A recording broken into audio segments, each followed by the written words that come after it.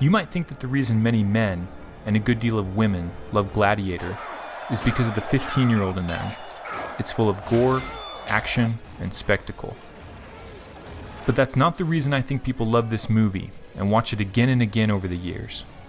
They love it because it tells a compelling story about the kind of man men want to be, and women want to be with. The ideal man. Gladiator is about how the ideal man acts when confronted with the sometimes brutal and malevolent nature of our world. The name of the ideal man in Gladiator is Maximus. That's a fitting name, because he's man at the maximum. He's not just one of the classical archetypes of manhood, such as the king, the warrior, the magician, or the lover. He is a very satisfying combination of all the manly archetypes. In the opening act of the movie, we're presented with what happens to a man who lives life properly. We find Maximus on the tide of a great battle, and even more impressive than the ordered and capable army he commands is the moving way in which his men respect him.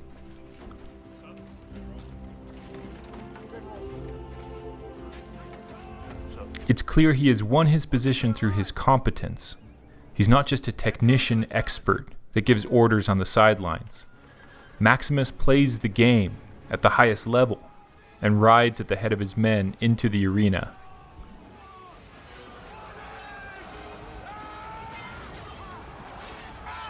Maximus is the epitome of a gentleman. You cannot be a gentleman without being a man first, someone who can rip off heads in power and fury. But a gentleman then restrains that power to gentleness in order to respect his elders, women, children, and society. What Maximus touches turns to gold. The battle is won, and Maximus is the great man. They honor you, Caesar. It's for you, Maximus. They honor you. And the more we look, the more we find he's the great man because the way he lives is great. He doesn't want to be on the battlefield shedding blood. Back to barracks, General? Or to Rome? Home. The wife, the son, the harvest. Yet he is on the battlefield because he believes in higher ideals, and he lives a life of sacrifice to those ideals.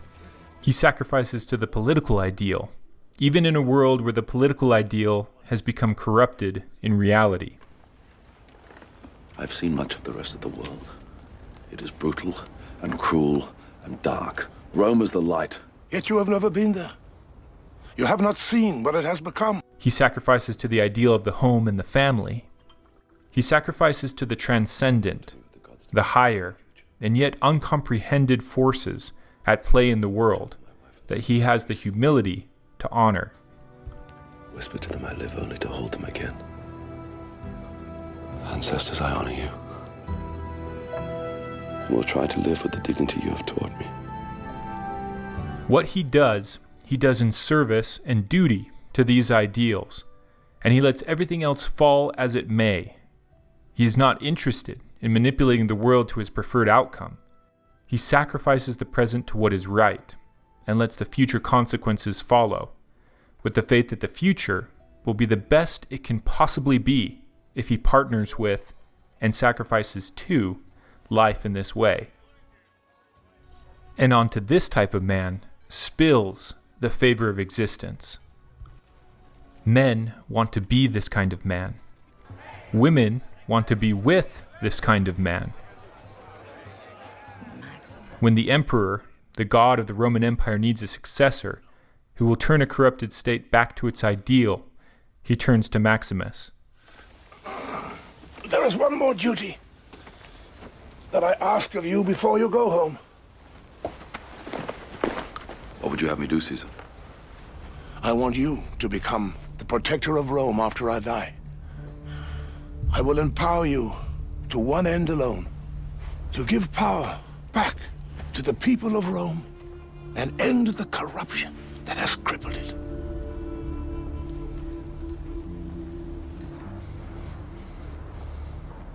Won't you accept this great honor that I have offered you? With all my heart, no. Maximus, That is why it must be you. And what of Commodus, the Emperor's real son? The Emperor cannot favor Commodus. Commodus is not a moral man. You have known that since you were young. Commodus cannot rule. He must not rule. Commodus and Maximus are not brothers by blood, but the story emphasizes their symbolic brotherhood. Rome salutes you, and I embrace you as a brother. While Maximus sacrifices, and his sacrifices bring him the favor of God and life, Commodus also sacrifices. Congratulations. I shall sacrifice 100 bulls to honor your triumph. Save the bulls. Honor Maximus. He won the battle.